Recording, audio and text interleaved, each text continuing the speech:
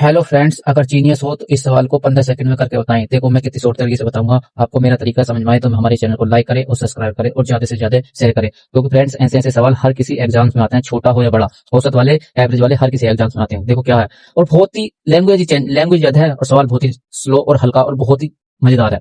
N संख्याओं का औसत 58 है। यदि 65% संख्याओं से प्रत्येक को 9 बढ़ाया जाए और बाकी संख्याओं से प्रत्येक को 11 घटाया जाए तो संख्या का नया औसत क्या होगा। पहले औसत 58 था, संख्या एन थी, संख्या हमें पता नहीं, तो नंबर्स ऑफ संख्या कितनी होंगी कितनी होगी। यदि 65% संख्याओं में से 65% की फ्रैक्शन वैल्यू कितनी होती है, 1/5% होता है 1/20, और 5 का कितना है 13 गुना, तो मतलब कितना हो जाएगा 13/20। माना संख्या टोटल कितनी है 20 है, 20 है।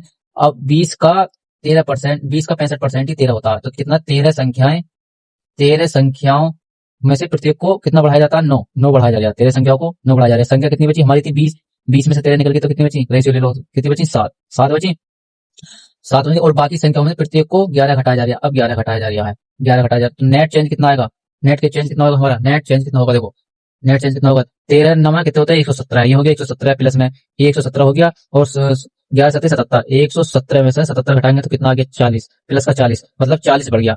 अब हमें निकालना है इसका एवरेज, संख्या कितनी है 13 और 7 कितने हो गए 20, तो औसत कितना हो जाएगा, औसत कितना होगा 20 दूनी 40, तो दो संख्या का औसत बढ़ गया, मतलब दो एवरेज बढ़ गया। तो पहले कितना औसत था, पहले था 58, अब 2 बढ़ गया तो कितना हो गया 60 हो गया। यही हमारा आंसर है, ऑप्शन नंबर बी। देखो कितनी शॉर्ट तरीके से बताया, आप करते तो फ्रेंड्स ये मानते और मान मान के आपका टाइम निकल जाता, और मैंने कितनी शॉर्ट तरीके बताया।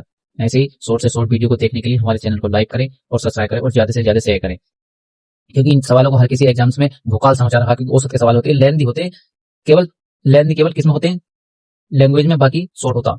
इसलिए थैंक यू फ्रेंड्स।